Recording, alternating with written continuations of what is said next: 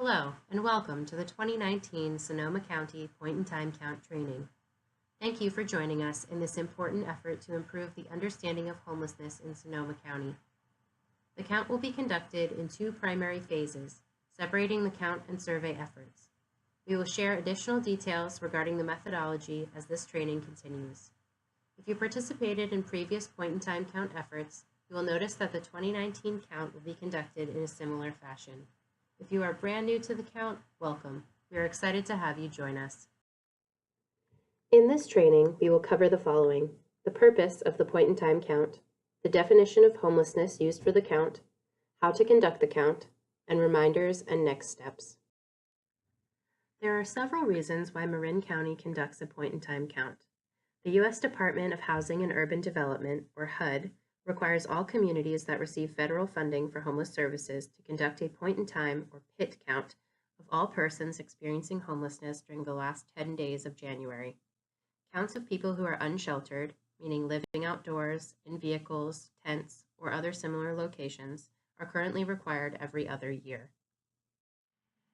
This figure shows the different components that the count includes to make sure all people experiencing homelessness in Sonoma County are represented in the count. You will be participating in the general street count, which is highlighted in the middle box on this slide.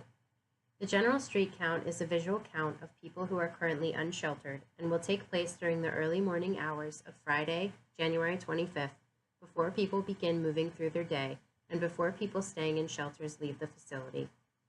Timing and coordination are important to avoid duplication, so areas surrounding shelter locations should be counted first.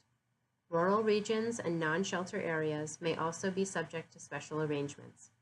We will discuss how your team should prioritize counting locations within your assigned count area, such as shelters, later in this presentation. The other components include the shelter count, the youth count, and the survey. The shelter count collects information on the number of people staying in shelter programs across Sonoma County during the night of January 24th. The youth count, which focuses on counting unaccompanied young people under the age of 25 who are experiencing homelessness, will take place during afternoon and evening hours of January 25th. Finally, the survey component is conducted in the 2 to 3 weeks immediately following the general street count. Surveys are conducted with a representative sample of people experiencing homelessness across Sonoma County and provide us with a better understanding of what homelessness looks like in the region, including information on veterans, families with children, and people experiencing long-term homelessness.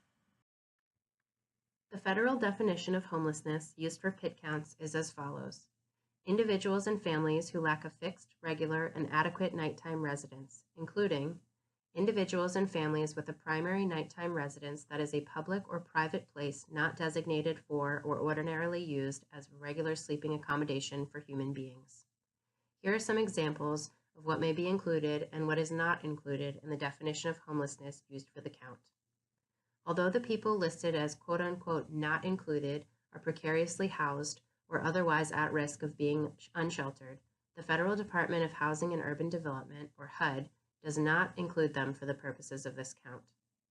HUD considers individuals living in the following locations to be experiencing homelessness for the point-in-time count: tents, makeshift shelters, streets, vehicles, parks, abandoned buildings, bus or train stations, airports, or camping grounds.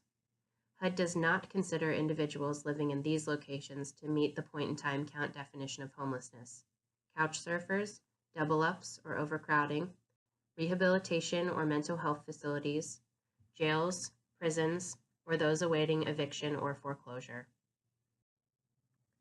The general street count is a visual count of people residing on the streets, in parks and open spaces, in tents, in vehicles, in abandoned buildings, or in makeshift shelters constructed of tarps, cardboard, or other materials. The street count will be conducted while people are still in public shelters in the morning, which will help us have an unduplicated count of everyone experiencing homelessness that day. To avoid duplication, we ask you to count the areas surrounding shelters first. As a reminder, volunteers will not be paid for their time, nor will volunteers be reimbursed for their mileage. Guides, who are individuals who have previously or are currently experiencing homelessness, will be paid a cash stipend upon completion of their count route. This stipend includes $15 for attending an in-person training session the week before the count and $15 per hour spent working on count day. All guides are expected to attend an in-person training session the week before the count and will be provided a 2019 Pit Count referral card and training attendance card at their training. Guides will need to show this card to the deployment center captain after their team returns from the field in order to receive payment for attending training. All payments will be made by the deployment center captain after the teams return to the deployment center on the day of the count. Here you can see what to expect on the morning of the count. Guides and volunteers will arrive at 5 a.m., and the goal is to have you out the door and in the field as soon as possible so that your team has adequate time to cover your route. When you arrive that morning, you will first sign in with the deployment center captain and sign a hold harmless agreement.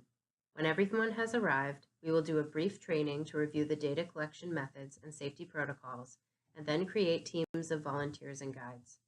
We will go into detail about how these teams are created in the coming slides. Once teams are created, each team will be given their maps and tally sheets. Before leaving the deployment center, each team must check out with the deployment center captain so that we know which team is covering what maps and can keep track of who is in the field. We will also collect your team's contact information and give you the phone number of the deployment center captain so you can contact them with any questions while in the field. When you have completed your count assignment, your team must return to the deployment center and check in with the deployment center captain. This is when we will collect and review your data, ensure everything is correctly recorded, and clarify with your team if there are any inconsistencies or questions. Upon completing the check-in process, guides will receive payment for their time spent in the field, as well as their time spent attending an in-person training session. We expect all teams to return to the deployment center by 9 a.m. You may come back before that if you finish your map areas early. Please call us if you think you need to be out any later than 9, or if you need additional help in completing your assignment. We strongly encourage you to conduct as thorough of a count of your assigned maps as you can. On the morning of the count, you will arrive at the deployment center you signed up for or were otherwise assigned to. Here are some examples of what a deployment center might look like, which will include sign-in tables for when you first arrive, coffee or other refreshments, and checkout tables for when your team is ready to deploy. Here you can see how we will create our teams on the morning of the count. This process requires volunteers and guides to wait for their team assignment before deploying into the field, and we greatly appreciate your patience, flexibility, and cooperation during this time. The deployment center captain will match up 1 to 2 volunteers with a guide with lived experience of homelessness, and will then assign each team 2 to 3 maps to cover on their route. We will try our best to send you to areas that you are familiar with, but please remember that we are responsible for covering the entire county and that you may be sent to an area that you do not know as well. Your team might also be assigned to an area where you will see very few or 0 persons experiencing homelessness. This data is very helpful to us, and it is important that we cover every area to ensure we are not making assumptions about where individuals experiencing homelessness are in Sonoma County, and to ensure we conduct the most accurate and robust count possible. Please also be mindful that depending on how many volunteers and guides show up on the day of the count and the number of count areas that need to be covered, we may ask larger groups of volunteers to split into smaller groups to ensure a complete count. While we will make an effort to assign larger volunteer groups to areas that are next to each other, we may not be able to accommodate all requests and appreciate your understanding and cooperation. There are 2 different types of participants on each team during the general street count, volunteers and guides. This slide outlines the difference between guides and volunteers. A guide is an individual who has previously or is currently experiencing homelessness and uses their knowledge to identify individuals experiencing homelessness during the general street count. They will guide their team towards locations in their assigned count area where individuals experiencing homelessness are likely to be seen, and will help distinguish between safe and potentially dangerous situations. Guides are compensated for their time and contributions to the count in the form of a $15 per hour cash stipend. A volunteer will provide consultation and support in team decisions. They will be in charge of transporting their count team through their assignment and will help ensure that full coverage of the map is achieved. Please note that volunteers are not paid for their participation in the count, nor do they receive gas or mileage reimbursement. Teams should note that because we are covering the entire geography of the county, there may be instances where the guide is not personally knowledgeable about the specific route the team is covering. However, guides are still able to draw on their first-hand experience of homelessness to help identify potential locations or persons based on previous experiences and signs in the environment. All team members are in charge of ensuring the methodology is being followed and should designate one team member to be in charge of marking the tally sheet and one team member responsible for tracking the team's coverage of their count area. The next set of slides will outline how to use the data collection forms that you will receive on the morning of the count. Each team will be assigned to specific routes and given maps of those routes. Your route is outlined in orange. Please stay within the orange line. Often, the boundary of your route is a street.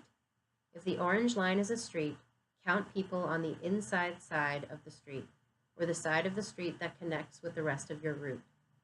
If there is someone moving back and forth across the street, you should count them. Please cover all areas. Be sure to drive or walk down every street.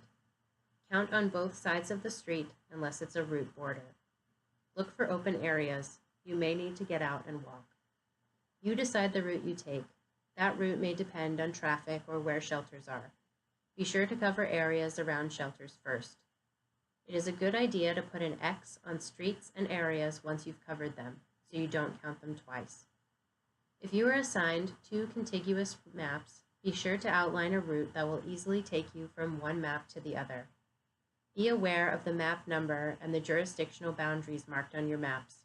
You will need to record your data on the corresponding tally sheet. Jurisdictions are marked by different colors.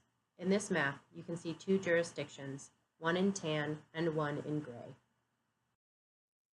You will have a tally sheet for each jurisdiction, which is a city, place, or unincorporated area. Be sure to pay attention to where you are on the map and use the correct tally sheet for that area. Check both the map code and the jurisdiction before you record your data. This information is located on the top of your tally sheet. As you move along your route, be sure to check the map. Ensure you have not gone outside the boundaries of one jurisdiction into another and that you have not crossed that bright blue line. Once again, it is extremely important that your group records the data on the correct tally sheet for the correct jurisdiction and map. We will provide tally sheets for each of the colored areas on your map, so please be aware of where you see the individuals you are counting, and please mark them on the correct tally sheet. We will review this again on the morning of the count when you have your maps in hand. It is possible that you will have only one color, but it is also possible that you could have 2 or 3 different colors. Let's look at some examples of how to fill out the tally sheets. You will fill out 1 line per person that you see. In the first example, you observed one individual who appeared to be a male in their 30s and was on the street. Under gender, you would bubble in M for male. Under age, you would bubble in 25 through 54, and under dwelling or vehicle type, you would bubble in street. In the next example, you observed a family of 3 that included 2 adults over the age of 25 and 1 child under the age of 18 on the street. You would fill in 1 line per person in the family, and then fill in the bubble under the column that says family. On line 1, you would bubble in M for male, bubble in 25 through 54, bubble in family, and bubble in street. On line 2, you would bubble in F for female, bubble in 25 through 54, bubble in family, and bubble in street. On line 3, you would bubble in F for female, bubble in under 18, bubble in family, and bubble in street. Upon tallying each individual, we ask that you also draw a circle around the family bubbles to indicate that these individuals are part of one family. Please note that for the purposes of the count, a family is defined as 1 adult present with a child under the age of 18. Listed here are some ways to identify vehicles that are housing individuals. We want to maintain a respectful distance, so please do not walk up and look inside the vehicle, knock on vehicle doors or windows, or shine flashlights into the vehicle. Instead, here are some signs to look for that can indicate whether somebody is living in the vehicle or not.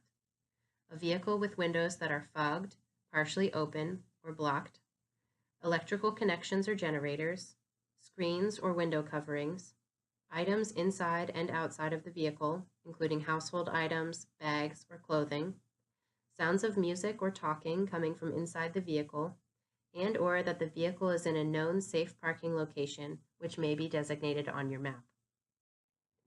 If you find a car, RV, or van that looks inhabited based on the signs detailed on the previous slide, but you cannot determine how many persons are residing in the vehicle, please record only the vehicle type, leaving the fields of gender, age, and family blank.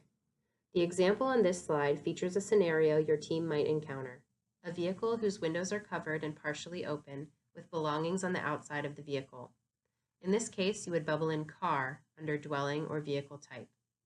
Additionally, we ask that you record the last 4 digits of the license plate of each vehicle you include in the count. The reason we request that you document the last 4 digits of the license plate number is to help us avoid count duplication. Vehicles move quickly, and this helps ensure vehicles are not counted twice. The field for listing the last 4 digits of the license plate number is located on the back side of the tally sheet. Please make sure that the number of the row where you write the vehicle license plate matches the row number on the front side of the tally sheet. In this case, the car was marked in row 1 on the front side and row 1 on the back side.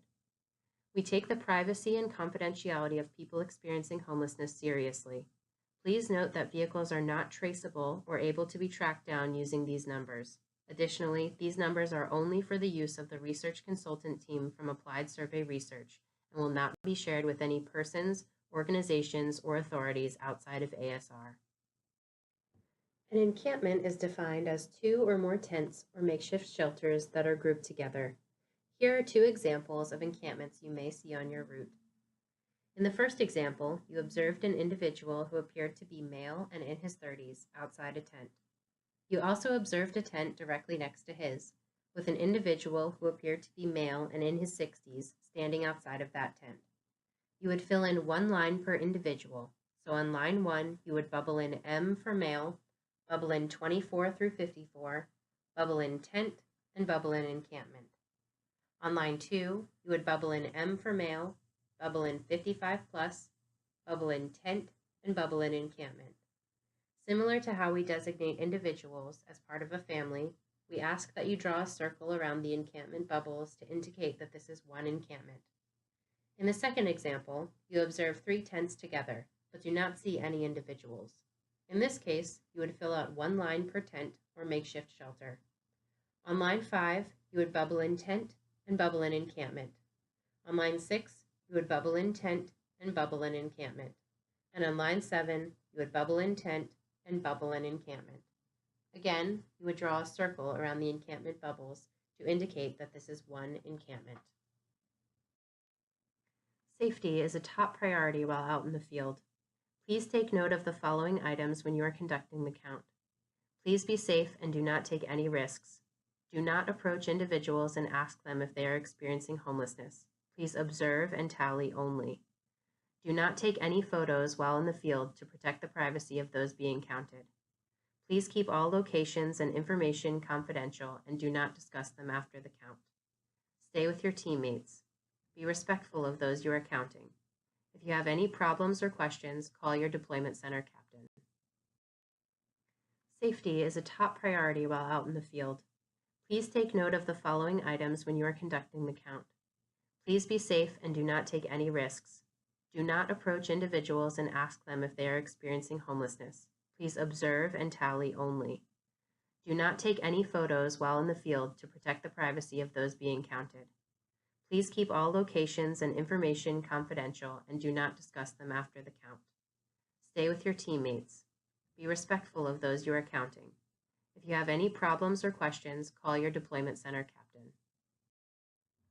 Here are a few tips on how to prepare for the count. Wear comfortable shoes and clothing. Dress warmly. Wear a jacket, sweatshirt, raincoat, gloves, hat, etc. Bring a car if possible. Bring a fully charged cell phone. Bring a flashlight. The count will happen rain, snow, or shine, so be sure to bring an umbrella or cold weather gear if necessary. And of course, be sure to get plenty of rest the night before. We will be in touch with you regarding any specific deployment location information, as well as reminders as we approach the day of the count. Please feel free to contact us at the listed email or phone number with any questions you may have.